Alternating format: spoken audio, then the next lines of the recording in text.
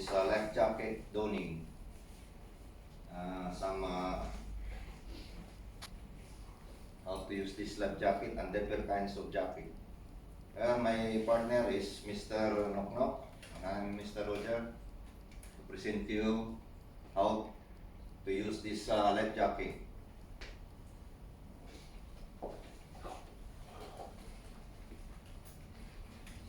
So, in this connection of the life jacket as one of the life-saving apparatus, carrying life jackets, so as per SOLAS regulation, International Convention for the Safety of Life at Sea, SOLAS 1974. Adoption 1 November 1974. Entry into force 25 May 1980. On Chapter 3, Life-Saving Appliances and Arrangements. The chapter includes requirements for life-saving appliances and arrangement, including requirements for lifeboats, rescue boats, and life jackets according to type of ship. The International Life-Saving Appliances Code gives specific technical requirements for LSA and it's mandatory under Regulation 34, which states that life-saving appliances and arrangements shall comply with the applicable requirements of the LSA code. So, we come to the types of life jackets. My partner now will present. Okay, there are 5 types of life jackets. We have the type 1. It is inherently buoyant, recommended uses and features. It is intended to use when cruising, racing, and fishing offshore, or when boating alone in stormy conditions. The next one is the type 2 type of life jacket, inherently buoyant, recommended uses and features, intended to use for inland day cruising, fishing and sailing also, good for boating and light craft.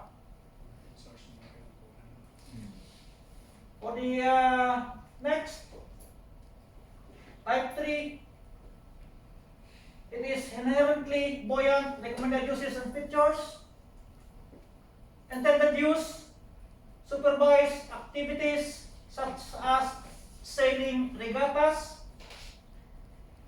dinghy races, water skiing, fishing, canoeing, kayaking, and during personal watercraft operation.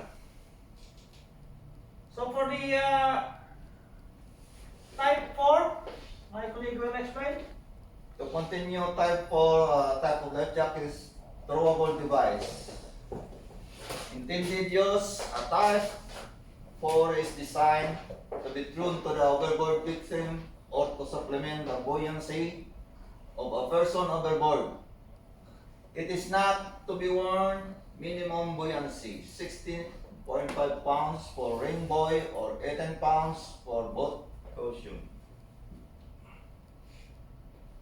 To continue, type 5 special use life jackets. Intended use restricted to special use for which it is designed, to example sailboard harness, big suit, paddling vest, commercial white water vest, or float coat.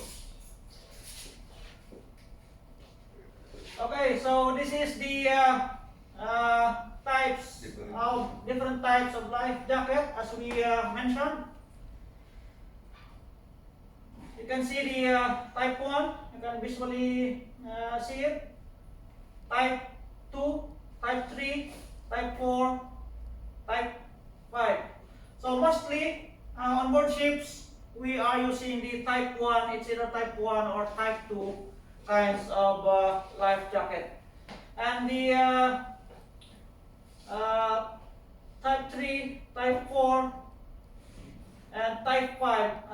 Type 5 also is a kind of life jacket. It is a inflatable life jacket with a CO2 cylinder inside.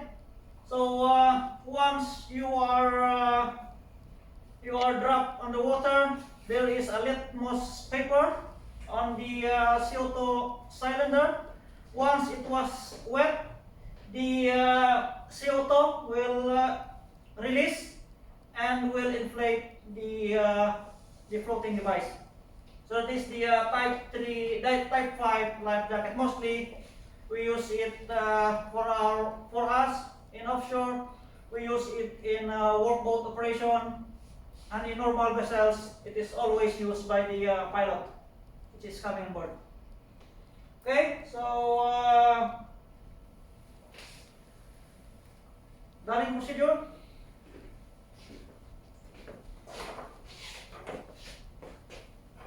Now we demonstrate for drawing procedure. We will explain first the parts of life jacket. So this is the headrest. This type. Yeah, this is the life jacket light.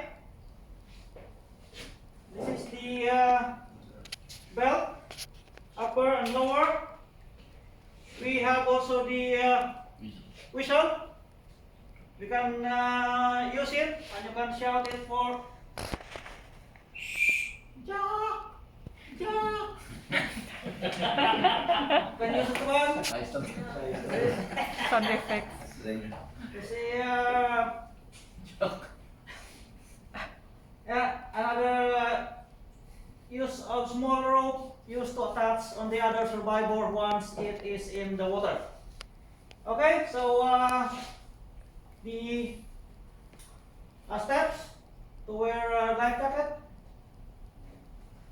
So first, already check the life jacket.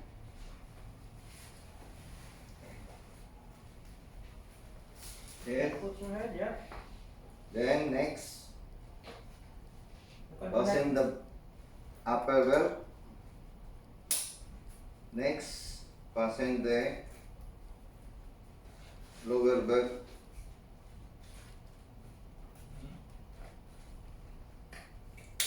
And then secure the Yan, papasok sa loob kamay mo. ah,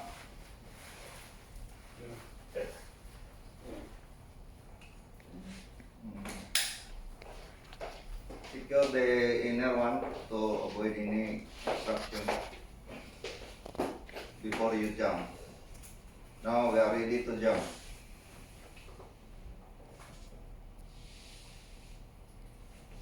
Okay, so this is the most commonly type of life jacket, the rigid one, which we use in onboard ships. It's either type 2 or type 1 life jackets. It is a rigid one, and the other it is a inflatable type used for mostly for pilots and for offshore vessels. So yeah, that is for the presentation of our group. Any questions? By your introduction? Yes. How long can we use the life jacket while in the water? How long can it last? 24, 48 hours? Actually, it depends for the weight of the person which is in the water, but for the normal weight, it, as I know, it is for 24 hours. Okay? Any more questions? Question please. So that we stay long. Okay, thank you very much, and have a nice day.